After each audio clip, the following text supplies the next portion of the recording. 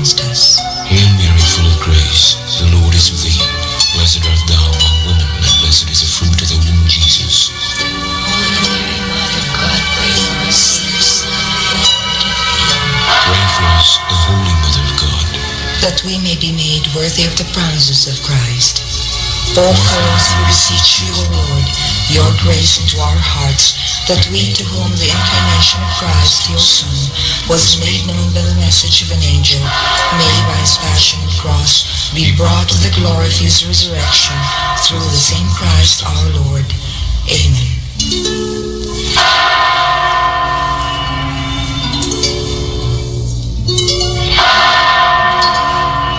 Pai, pangalan ko. Limot na ng jowa ko sa tagal namin nag-quarantine. Mahal na mahal ka pala ng jowa mo eh. Sa sobrang tagal namin nag-quarantine, nalimutan na niyang may jowa siya. Ang matibay na samahan, magaan. Tanduay Light, gaan ng may kasama. Drink responsibly. Para sa matibay at magaan na samahan, Tanduay Light. Drink responsibly.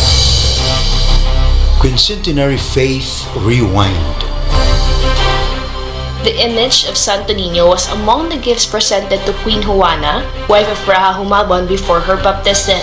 The cross and the image of the Blessed Mother were the other gifts given to her according to Antonio Pigafetta. KBP marks 500 years of Christianity and this station. RPN Radio Philippines Network, DXKD, Dipolog, Radyo Ronda, member, kapisanan ng mga broadcaster ng Pilipinas. While the announcement is a welcome change for many, experts remain divided on the policy. Our Tristan Abala reports. And Potterheads have something to look forward to next year. The title and the release date of the latest installment of Fantastic Beasts have been announced.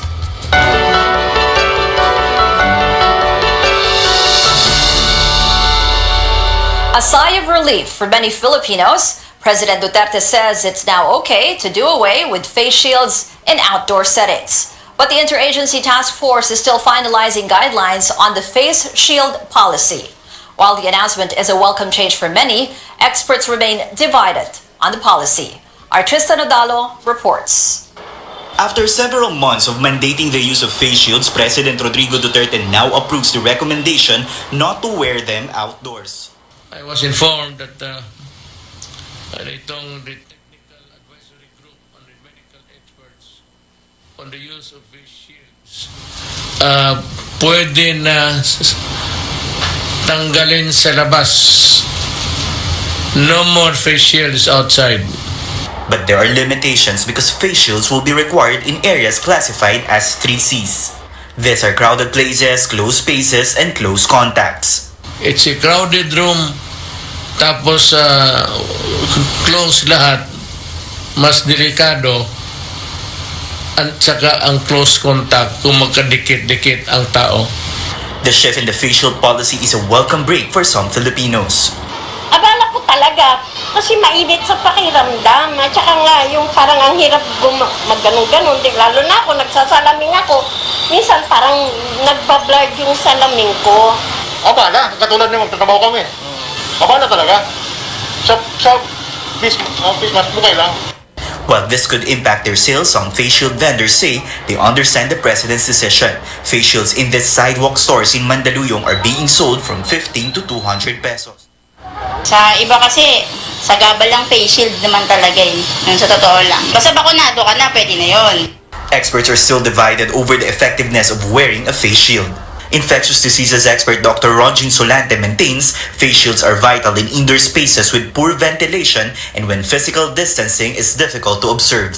Another infectious diseases specialist, Dr. Benjamin Go, points out while face shields may have helped at the beginning of the pandemic, proper masking remains the key, especially since COVID-19 is transmitted through droplets. For some Filipinos, the issue is not only about inconvenience, but also shelling out money out of their own pockets as they try to make ends meet. Tristan Udalo, CNN Philippines. While face shields may no longer be needed outdoors, a vaccination card might soon be required to be worn like an ID if a person needs to leave home. Interior Undersecretary Martin Dino, in a briefing on Wednesday, appealed to the public not just to bring with them their vaccination cards, but to wear them on lanyards around their neck. This, he says, is to make it easier to check a person's vaccination status. I-request ko sa Interagency Task Force para maiutos sa lahat ng mga barangay na ito na sana ang maging sakripisyo ng bawat Pilipinong nabakunahan. Kung ikaw ay bakunado na, paglabas mo ng bahay, isuot mo na yung vaccination card. Paano mo malalaman na bakunado kung hindi nakasabit ang vaccination card? At paglabas mo ng bahay, hindi ka na maabala ng pulis, ng barangay, natatanungin ka, asan ang vaccination card mo? In the same briefing, Resto PH President Eric Teng recounted how some people who wanted to dine in at restaurants became upset when asked to show their vaccination cards. Dino said this situation could be avoided if his suggestion were to be followed. Metro Manila is under Alert Level 4. Under this classification, dine-in services, barber shops, hair spas, nail spas, beauty salons, and physical religious gatherings can operate indoors for up to 10% of capacity, but only for fully vaccinated people.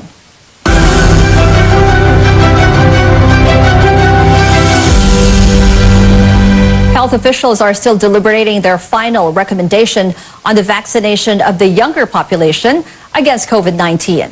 In a statement, the health department said it supports providing additional protection for children. But while they cannot be inoculated just yet, the agency says those eligible should get the COVID-19 shot instead to achieve the cocoon effect. With the strategy, experts have explained the vaccination of adult household members also gives protection to children, since studies have shown minors acquire the virus from adults at home.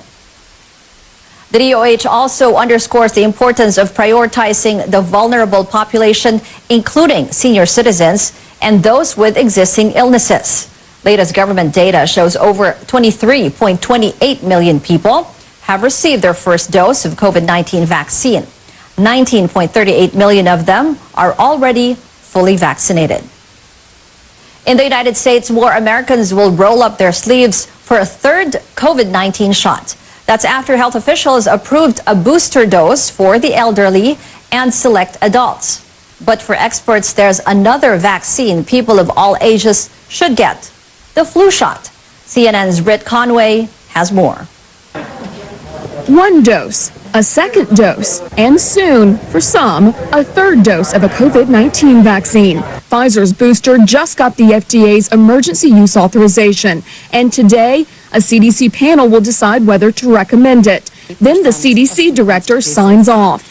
The booster is targeted at people 65 and up, those at risk of severe disease, and people at risk because of their jobs, like healthcare workers, teachers, and grocery workers. The CDC is expected to fine-tune recommendations on how boosters should be given and talk about where we go from here. I suspect what's going to happen is we'll continue to collect data on this cohort, 65 and over, and other people who are made eligible, and eventually the agency may walk down the authorization to younger age cohorts. But there are still millions who haven't gotten their first shot. In the U.S. right now, on average, more than 2,000 people are dying from COVID-19 every day. And we're closing in on another threat, flu season, which kills about 12,000 up to 50,000 Americans every year. The American College of Emergency Physicians says there are early signs that the coming flu season could be severe. And with so many hospitals struggling already, health experts are recommending flu vaccines, just in case. But it's better to be prepared. And I think this is the part where humility really is a very important part of our science approach. I'm Britt Conway, reporting.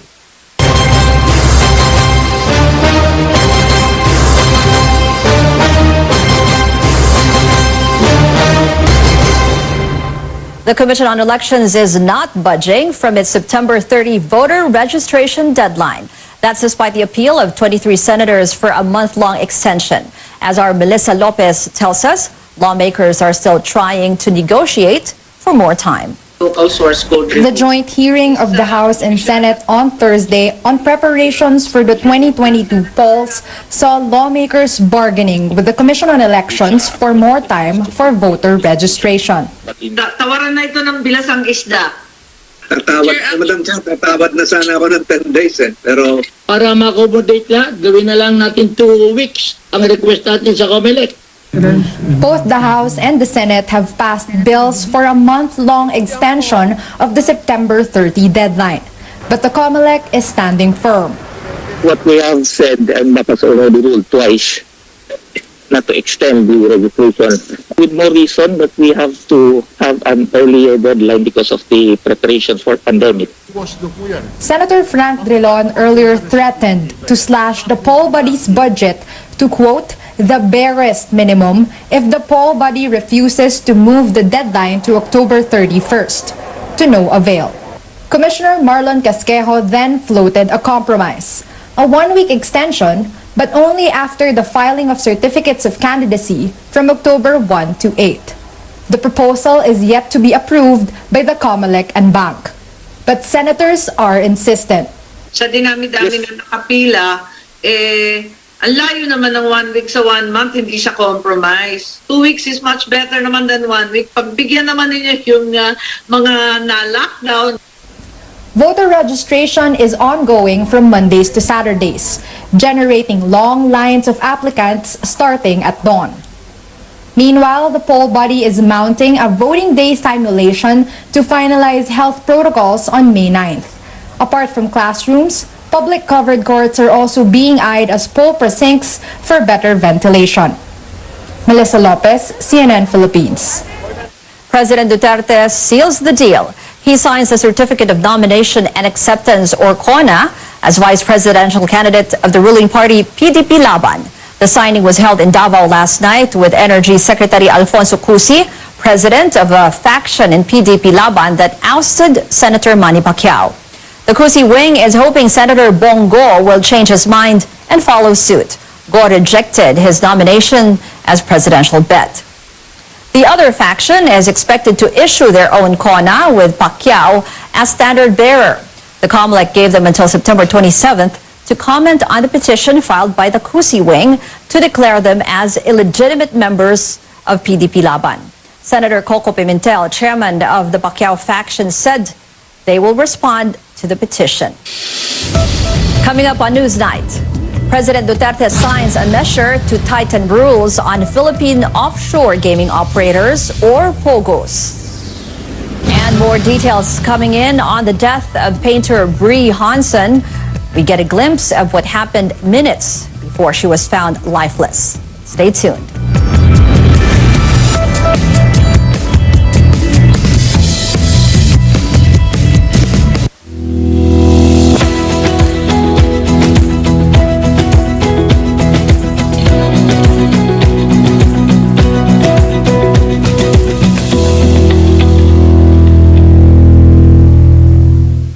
Muna na po ako. Okay, ingat po. Araw-araw, tayo ay hinahamon na mabuhay ng tapat at may integridad. Sobrang sukli. Dahil ang mapagkakatiwalaan sa maliit na bagay, Miss, wallet niyo po, ay mapagkakatiwalaan din sa malaking bagay. Pero ang mandaraya sa maliit na bagay ay mandaraya rin sa malaking bagay.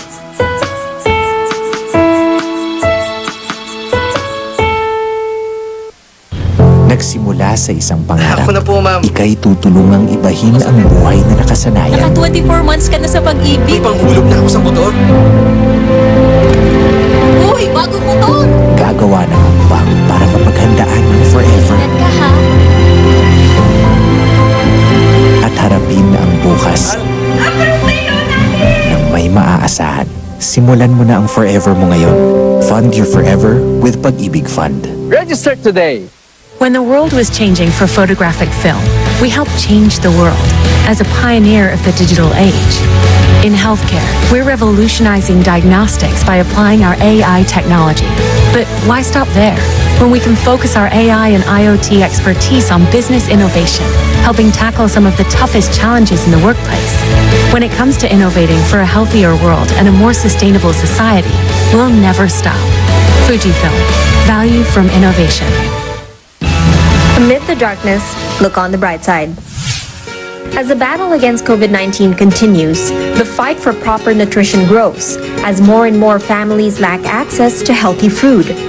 Knorr is no stranger to these health challenges. For over 2 decades, the food brand has championed proper nutrition for every Filipino and continue to do so, especially during these troubling times. Knorr has an important role to play in addressing the problem of malnutrition. Given our reach and our portfolio of nutritious and delicious products, we are in a position to make a real difference. Apart from educating moms and partnering with different organizations, Knorr has also remained true to its passion for good food by continually improving on their products to provide essential nutrients that will benefit the families that use them. From its Knorr Sinigang sa Sampalok Mix Original that now contains vitamin C, to the popular Knorr Broth Cubes that are now also a source of iron. Knorr's continuing innovation for positive nutrition is part of the Unilever Sustainable Living Plan. The company's mission is to provide a positive social impact in the markets where it operates. For more information, consumers can visit Knorr's website or follow Knorr Philippines on Facebook and YouTube. I'm Sam Tidwani, CNN Philippines.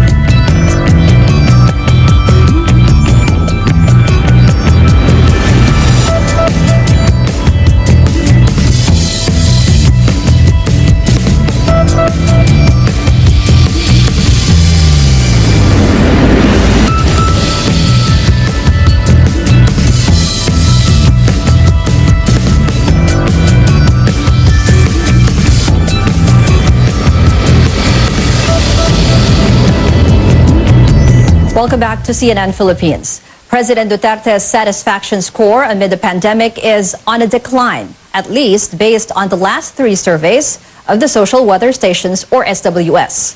In the November 2020 survey, the president received plus 79 net satisfaction rating, considered as excellent and his highest so far. It plunged to plus 65 in May and went down a bit further at plus 62 in the June 2021 poll. SWS says these numbers, however, are still classified as very good. The results of the 3 surveys were released in one go today. The independent polling group explains it did not release the results right after the conduct of the surveys because it had to carefully study the data due to changes in methodology. SWS fellow and political science professor George Tigno says the president's high satisfaction rate in the November 2020 survey may be attributed to the decline in the number of COVID-19 cases at the time. Another SWS fellow and economics professor Jeffrey Docanes says based on data, most survey participants believe the Duterte administration is doing good in its pandemic response. SWS says it will release full details of the surveys in its website soon. President Duterte has signed into law a measure taxing Philippine offshore gaming operators, or POGOs, in a bid to enforce stricter rules on gaming.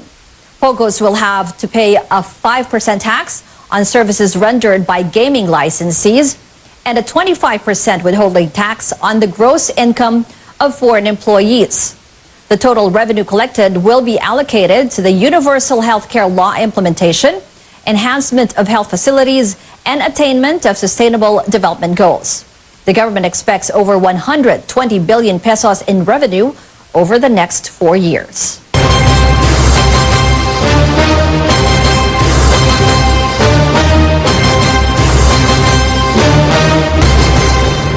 Former Senator Antonio Trillanes calls on Vice President Leni Robredo to announce her plans for the 2022 elections. Robredo earlier bared plans to meet with Senator Manny Pacquiao and Mayor Isko Moreno for a unified opposition, but both have already declared their presidential bids. Trillanes, the chairman of the Magdalo Group, says they will back Robredo if she also guns for the post. But if not, he says they are prepared. Trillanes previously submitted his name for a possible presidential bet of opposition coalition Isang Bayan. Netizens are also calling on Robredo to succeed President Duterte, but her spokesperson earlier said she will make an announcement in due time. Acción Democrático welcomes at least 20 new local officials as it prepares to slug it out with other parties in the 2022 polls. Among the new members is Marinduque Vice Governor Romulo Bacoro Jr., who will take on incumbent Governor Presbitero Velasco, the father of House Speaker Lord Alan Velasco. Party President Isko Moreno says they are now looking for potential members from the Visayas and Mindanao. Action adds those who transferred today came from different parties, including the ruling PDP Laban and the Nationalista Party. Mukhang nakachachamba ang aksyon, puro giant killer dito. Oh, Manila. Oh, Pasig. Oh, yeah. Puro giant killer. Alam mo, minsan, ako naniniwala ako, walang grabang nakakapuwing. Puro buhangin lang. Sila po, bago po namin tinanggap, we made sure that they knew and they know the principles that the parties are standing on and the core values. Also among Accion's prominent members is Pasig City Mayor Vico Soto. The party was founded in 1997 by the late Senator Raul Roco. It had its biggest political outing during Roco's failed presidential bid in 2004. Authorities are digging deeper into the death of visual artist Brie Hanson, whose body was found at a hostel in La Union. Here's what happened minutes before that. This is CCTV footage shows Hanson and her companion Julian Ongpin. The artist's legal team says the two had a heated altercation. Both went in and out of their room before locking themselves in. The lawyers stress initial medical legal report indicated there were signs of struggle, citing bruises on Hanson's neck and body. The Investigation Bureau says it concluded a second autopsy upon the request of Hanson's family. There were no immediate details on the results. The PNP says initial probe showed no signs of foul play, although they also confirmed she died of asphyxia or lack of oxygen. The agency insists it's not giving favors to Julian, the son of prominent businessman and former Trade Minister Roberto Ongpin. Julian is facing drug complaints for cocaine use. The police add cocaine was also detected in Hanson's urine sample. We've got movie news coming up. A sneak peek at a new documentary about Britney Spears' struggle against her conservatorship. Plus, the Wizarding World will return to the big screen earlier than planned. Find out more about the next Fantastic Beasts film when Newsnight returns.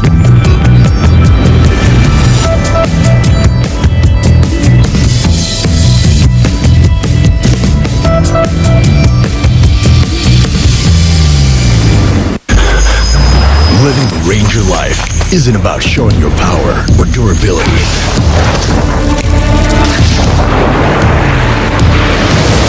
It's about having the ability to push forward with inner strength to carve your own path, even when the path is not clear.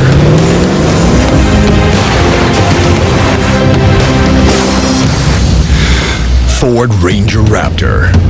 Live the Ranger life. Friends, try nyo to. Vet-approved Nutri-Chunks in lamb flavor. With active boost and prebiotics na pampalisto. Made with real lamb goodness. With essential nutrients to help keep them strong, healthy and happy. Listo, ganado sa Nutri-Chunks. Bawat patak, may sarap, may lakas, sulit. Red Horse Beer.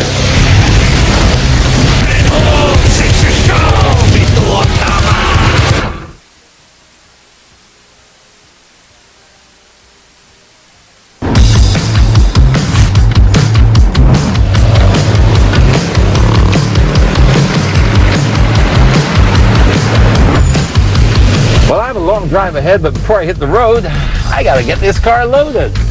Good morning, Kuya. Full tank diesel max, please. Whew. When it comes to fuel efficiency and getting the most out of a full tank, you can trust a diesel engine.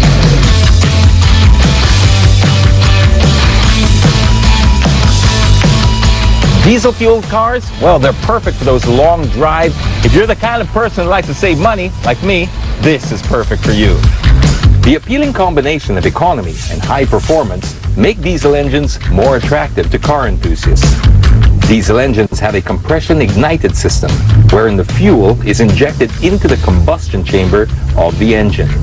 More energy is being extracted from the diesel, thus providing higher mileage. Over time, deposits build up in the tips of fuel injectors, affecting the overall performance. So it's important to consider a fuel that helps keep injection systems clean, and that's where Petron Diesel Max comes in. It has multifunctional additives to maintain overall cleanliness of fuel injection systems. These additives extend the life of the engine. Petron Diesel Max also provides efficient combustion for maximum acceleration and power, and reliable burning quality. Treating engines with care and filling it with premium quality fuel will increase efficiency and prolong its life. Thank you, Kuya. All right, now that my car is filled up with Petron Diesel Max, I'm also pumped to make the most out of this long drive. Drive safely, everyone.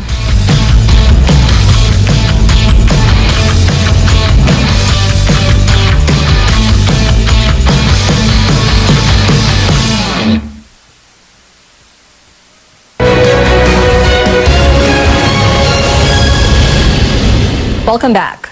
Today in entertainment news, we've got Britney Spears, Will Smith, and a Harry Potter prequel. CNN's David Daniels rounds it all up in our Hollywood Minute. Britney's never had one person she could trust. Not mom, not dad.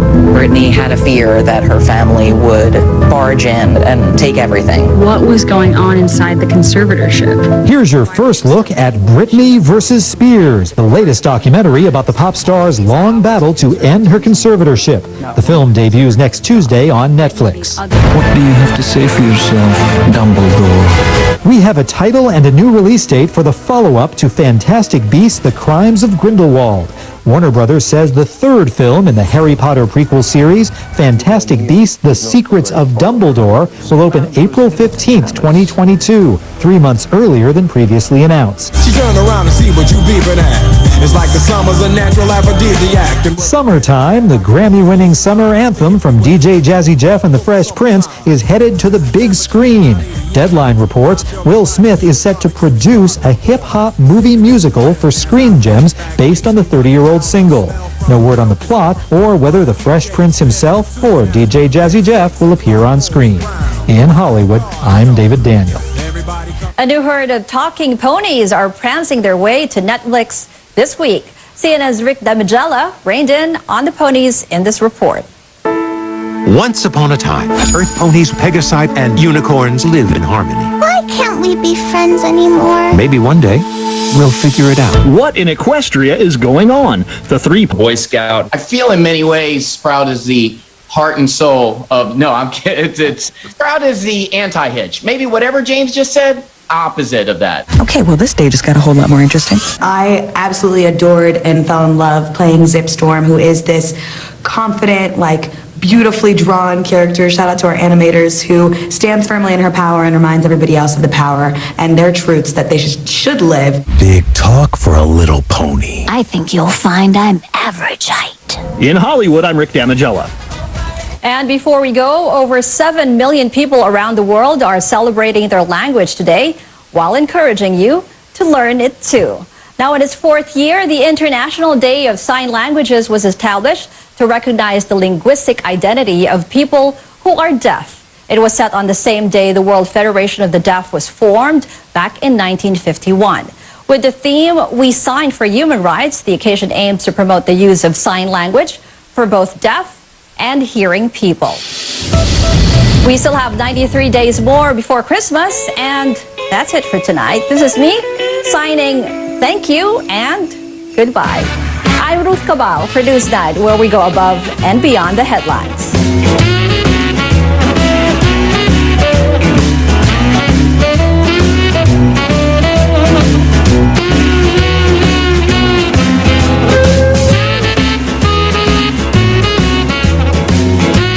Kini ang RPN DXKD Radio Runda 1053 kHz. Dapitan City Councilor Jezebel Bing Balisado, konsihal sa Dakbayan sa Dapitan nga dali duulon og maabibihon sa iyang mga katawhan. Konsihal Bing Balisado maluluyon og matinabangon sa tanang higayon. Konsihal Bing Balisado sa Dakbayan sa Dapitan. Let's be the solution plus sa COVID-19. B. Bawal walang mask at face shield. I. Isanitize ang kamay at iwasan ang kulob na lugar. D. Dumistansya ng 1 metro at limitahan ang pisikal na interaksyon sa iba. A. Alamin ang tamang impormasyon. Plus, suportahan ang FDA-approved na bakuna. BIDA Plus. Bida Solusyon Plus sa COVID-19. Isang paalala mula sa Department of Health, Zamboanga Peninsula.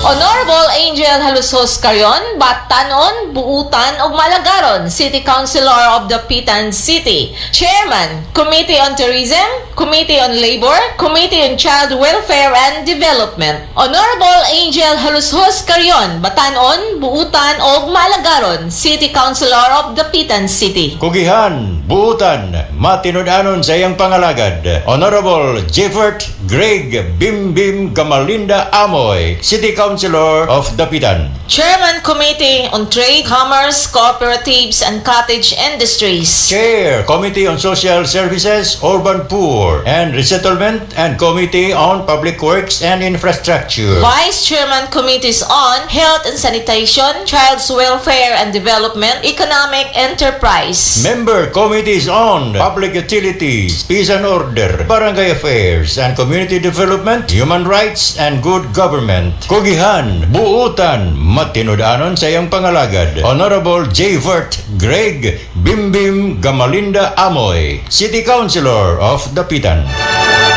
RPN Radio Philippines Network. DXKD Dipolog Radio Ronda. Member, kapisanan ng mga broadcaster ng Pilipinas.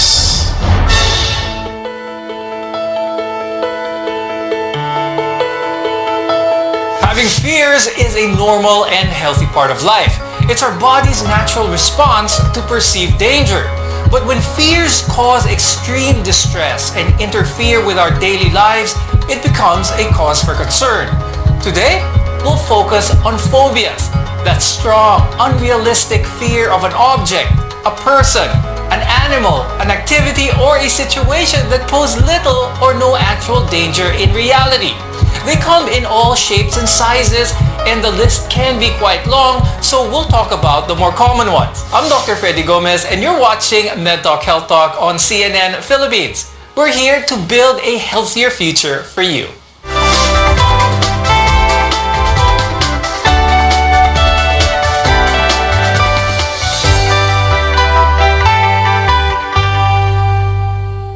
People with phobias actively avoid certain objects or situations or endure it with extreme fear or anxiety. To help us with today's discussion, let's welcome our guests. With us is Dr. Jerome Go. He's a psychiatrist and a fellow of the Philippine Psychiatric Association. Also with us is Dr. Ramon Eduardo Villasor, who's a counseling psychologist from the Makati Medical Center as well. A phobia is a fear of one particular trigger that's divided into 3 main groups. Dr. Teddy, can you explain what these are? For specific phobia, this is for a specific object or situation. It can compromise everyday life, so whatever the phobia is, it causes a great deal of anxiety and stress, anxiety, and it gets triggered but when that event happens, that situation happens. Complex phobias, on the other hand, have triggers that are less recognizable, such as leaving the house or being in a large crowd. Social anxiety and agoraphobia fall under this group. Dr. Go, could you tell us more about this and how does one develop it? So social phobia, or otherwise classified as social anxiety disorder, as the name implies, is a condition where a person experiences marked fear or anxiety when he is in a social situation, fearing that he will be evaluated negatively. So they are afraid of being judged negatively by people for whatever reason. This is social anxiety disorder or social phobia.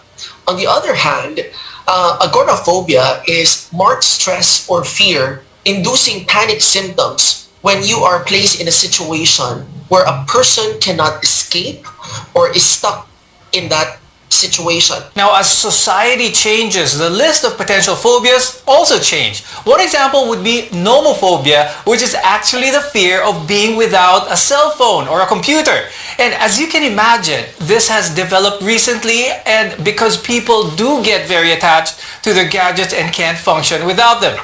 Dr. Go, what are some of the more commonly known phobias? I think the more common phobias nowadays, especially given the pandemic, is really germophobia. Now, this falls under specific phobia wherein people, because of the pandemic, is really aversive or afraid of getting exposed to viruses, germs. That's why we are taking care of ourselves. The problem is the overestimation of fear that sometimes can affect how we live our lives. Acrophobia, or the fear of heights. Now, this phobia makes people avoid higher floors of a building, maybe bridges, maybe mountains.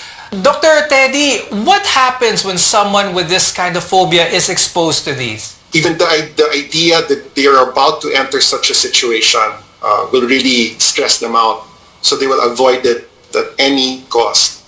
They will try to work their way around it just to avoid it. Now, another common phobia is aerophobia, or the fear of flying. Now, in terms of fatalities, air travel is actually safer than any other common mode of transportation.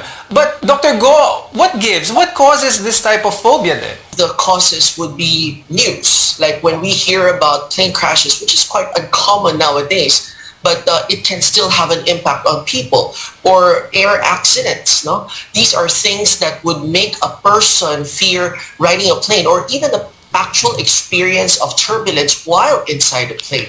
So all of this could elicit a certain overestimation of fear that is already inappropriate and sometimes incapacitating because a person actively avoids that phobic stimuli. Phobias of spiders can have a far more significant impact on your life. So having arachnophobia can prevent someone from participating in certain situations because their mind tells them that you're in danger from spiders. How can we tell if it's normal fear or just preservation, or if this is already an actual phobia? In order for us to classify or diagnose that this is already a phobic reaction or a phobia that needs to be addressed, is that it is very persistent. Like, it's almost always when a person sees the phobic stimuli, there elicits a response. And the response is normally considered inappropriate or exaggerated or extreme, to a sense that it creates a lot of fear, so as making a person unable to proceed with his activities. Does the sight of blood make you feel faint or even squeamish? While some people feel uneasy about blood from time to time, hemophobia is an extreme fear of seeing blood. Dr. Teddy, how does having this impact someone's life? They'll make up any excuse. They will create an environment that they feel safe. So that may be in their homes. And they will, if they go beyond that border, then they may feel the symptoms, anxiety, the stress is there. It persists perpetually in almost all situations. And this would be good markers for definition if somebody is suffering from phobia. Now, another phobia on that list is claustrophobia. It's an irrational and intense... Katungod sa publiko nga masayod, sa tinuod nga paghitabo sa palibot, may kalabot na ang pagpadagan sa mga buhatang lokal ug nasyonal. Masayod sa gihimo sa mga gitahasan nga magdumala sa rinda sa atong mga gamanan. Tungod nini nataw kining tulumanon. Sayri ang lungsod. Sayri ang lungsod. Gidalit kaninyo ni Sibiana RPN DXKD Dipolog. Sayri ang lungsod. Dinhi inyong madungog ang paghimay sa mga nag-unang isyu o gisgutan may kalabot na sa katilingban. Sayri ang lungsod. Mga problema, reklamo sa komunidad nga gustong ipabot sa mga hintungdang opisina o namunuan. Sayri ang lungsod. Inyong madungog din lamang sa inyong gisaligang RPN DXKD Radio Ronda Dipolog 1053 sa dial sa inyong mga radio. Sayri ang lungsod. Makita usab sa inyong official Facebook page sa RPN DXKD Dipolog, YouTube ug Twitter. Please subscribe, like, share, and follow. Sayri ang lungsod. Sayri ang lungsod. At ang paminawa ug sundak kanunay matag adlawng Domingo alas 9 ngadto sa alas 11 ang takna sa kabuntagon ang inyo ug atong tulmanon. Sayri ang lungsod. Sayri ang lungsod. Mga higalan namong suking tigpaminaw, maayong adlaw kaninyong tanan. Ang DXKD AM Station RPN Management Dipolog City magpahigayon og libreng panag-inambitay sa pulong sa Ginoo. Gayalogo sa kamaturan. Among giawag tanang magawali sa naglain-laing relihiyon sa pagtambong ning maong programa. Gayalogo sa kamaturan. Aron mapabati is tanang katawhan ang inyong matag baruganan sumala sa kamaturan alang sa hingpit nga kaluwasan ug kinabuhing walay katapusan. Dialogo sa kamaturan. Ang dialogo sa kamaturan ninyong mabati matag alas 3 ngadto sa alas 5 sa hapon adlong Domingo.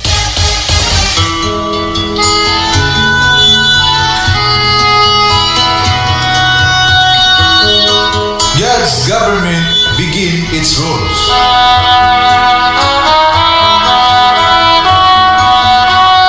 Ang panggobyerno sa Dios misugod na sa pagmando. Ang programa sa relihiyon ang pinili nga nasod, giluwas ug gipahiuli. Inyong mabati matag adlaw Sabado ug Domingo alas 8 ngadto sa alas 9 sa kagabion. Ang pinili nga nasod, giluwas ug gipahiuli. Dinhi lamang sa RPN Radio Ronda Dipolog City.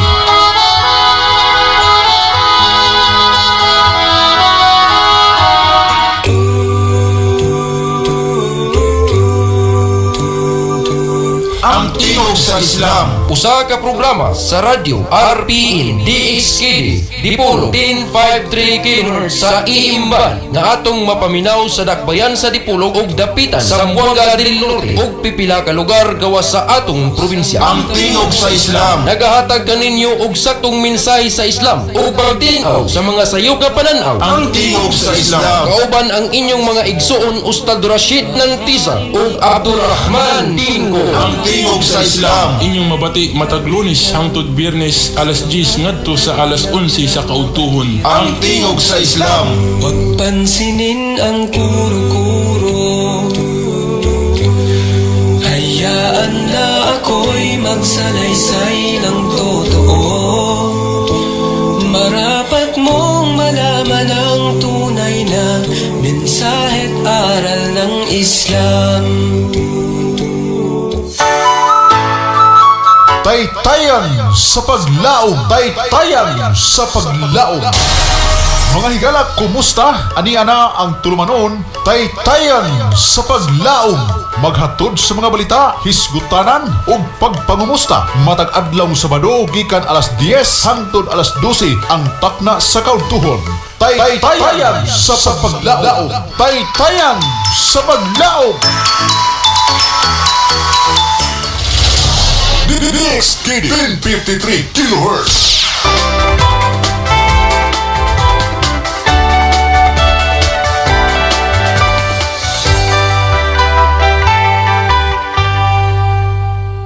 Specific phobias are long-lasting and cause intense physical and psychological reactions. It's not like the brief anxiety you feel when taking a test or maybe giving a speech.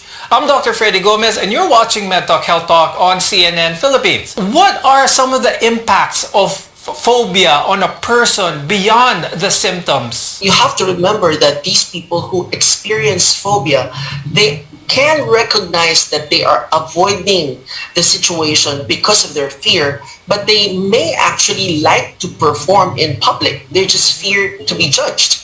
Similarly, for agoraphobia, patients may become homebound in its most extreme state because of their fear of being exposed in situations where escape is difficult.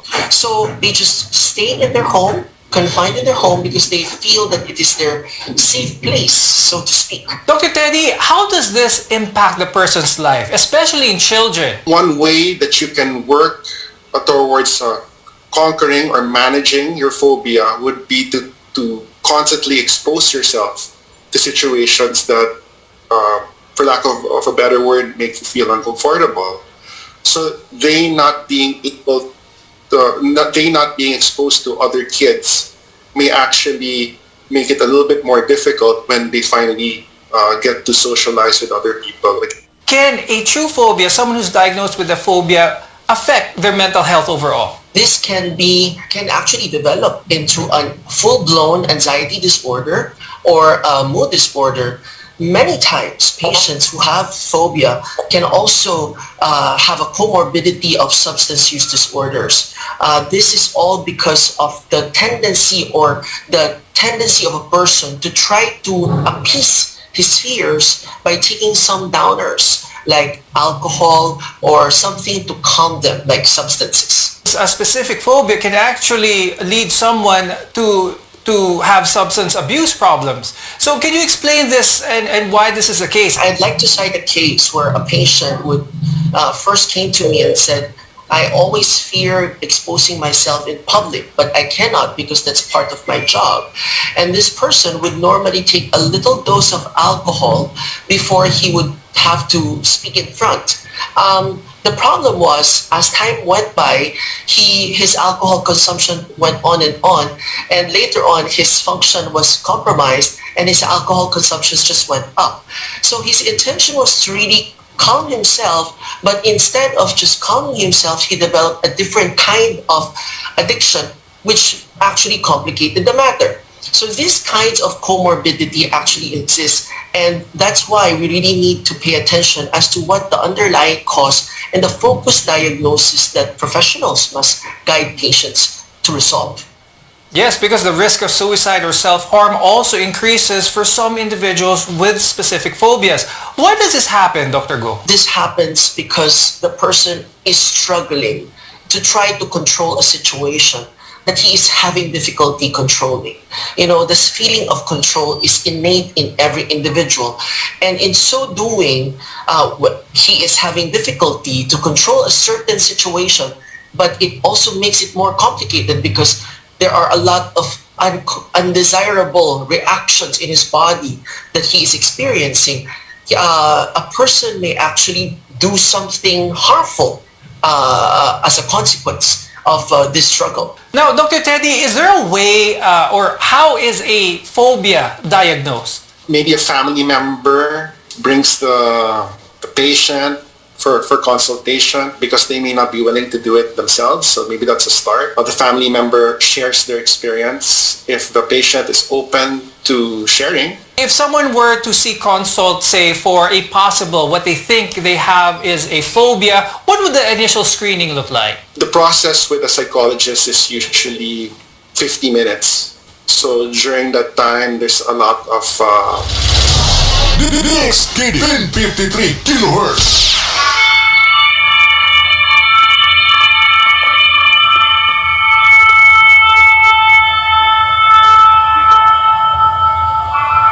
Tingog sa kaluwasan. Inyong mabati sa alas 6 ngadto sa alas 7 sa gabi sa matag adlawng Sabado dinhi sa RPN DXKD Radyo Ronda Dipolog. Alas 6 ngadto sa alas 7 sa gabi tingog sa kaluwasan. DXKD Ronda Balita. Mga balitang may kamatuuran, way gidapigan o hilisbutanan sa katawhan. DXKD Ronda Balita. Mga labas nga mga balita gikan sa sinaligang mga tinugdagan. Balitang hinimo sa lawak balitaanan. Diin inyong madungog ang mga balitang lokal, regional, national o international o uban pang may kalabutan sa atong kadilingban. Gihatod kaninyo live gikan sa RPN DXKD Radio Ronda Broadcast Center. DXKD Ronda Balita. Inyong madungog matag adlawng Lunes hangtod Biyernes alas 12 hangtod sa alas 2 sa kahaponon ug makita usab sa RPN DXKD Dipolog Facebook page, YouTube ug sa Twitter. DXKD Ronda Balita.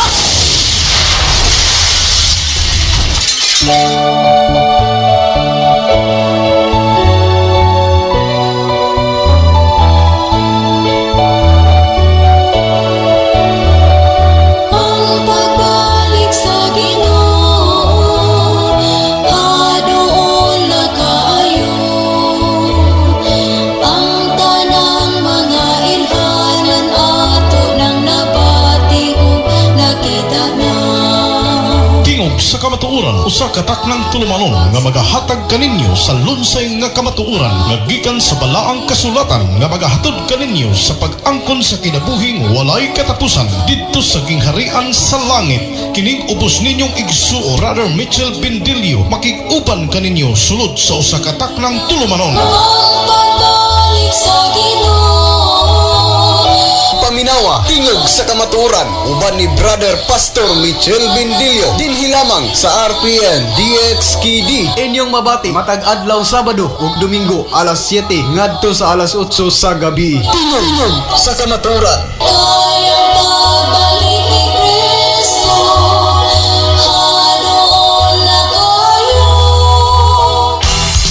Buhagay sa Radyo Ronda matag adlaw Sabado. Buhagay sa Radyo Ronda.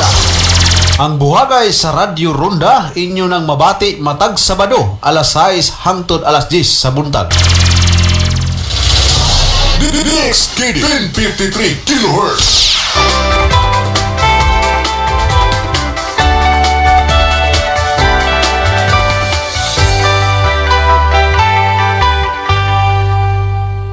There is treatment for most phobias, and people who have them are nearly almost aware of their disorder. I'm Dr. Freddy Gomez, and you're watching MEDTALK Health Talk on CNN Philippines. Dr. Go, let's talk about the treatment or the therapy portion of someone who is properly diagnosed with a phobia. What happens? Patients who come to us normally already have an idea that there is something wrong about their behavior, about how they are managing their fears.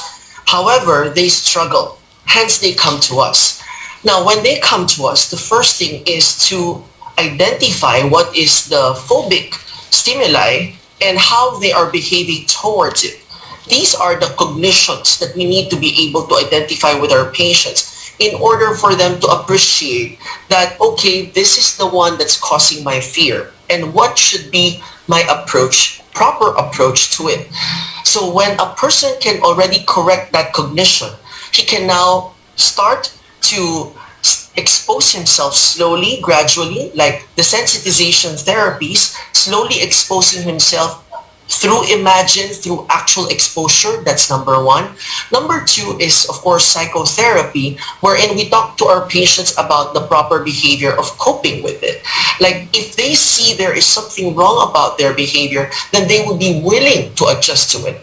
Of course, there are also treatment modalities like pharmacotherapy, wherein a person can take some medications in order for them to properly manage their fear or anxiety symptoms. What is the risk behind this? What can you advise those who are experiencing this? Well, these are some lifestyle phobias that patients can identify themselves. But what's most important is for us to get some guidance from professionals. No? I think that is the most important thing that patients can do for themselves. Dr. Teddy, can you please give us some of the examples of simple changes that people with phobias can make in order for them to get started? They must have a level of compromise that works for them. Not a level of compromise that somebody dictated on them, but something that they can that they find they can live with. What can family members do if they have a loved one who has a phobia? Again, depending on the phobia, they can reassure them that they are fine. That's probably the family support. That's where they can help the most. And if the patient should fall back into their usual routine, they can help them course correct. Is giving a pill to lower someone's anxiety the best way to manage phobias? The best treatment outcomes will always be a combination of psychotherapy and pharmacotherapy. But it is not always the case in terms of initial treatment.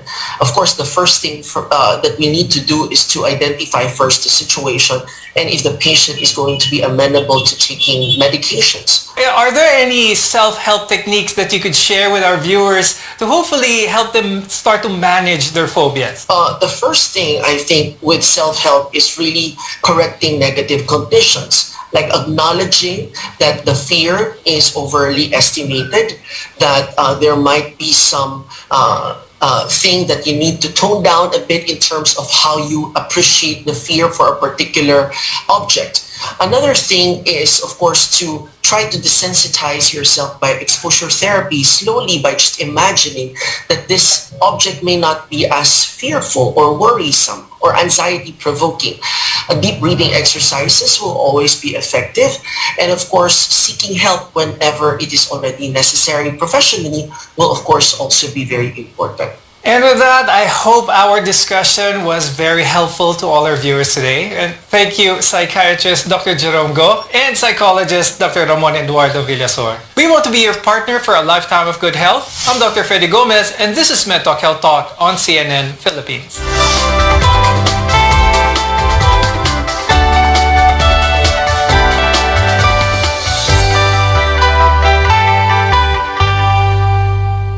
Kini ang RPN DXKD Radio Runda 1053 kHz.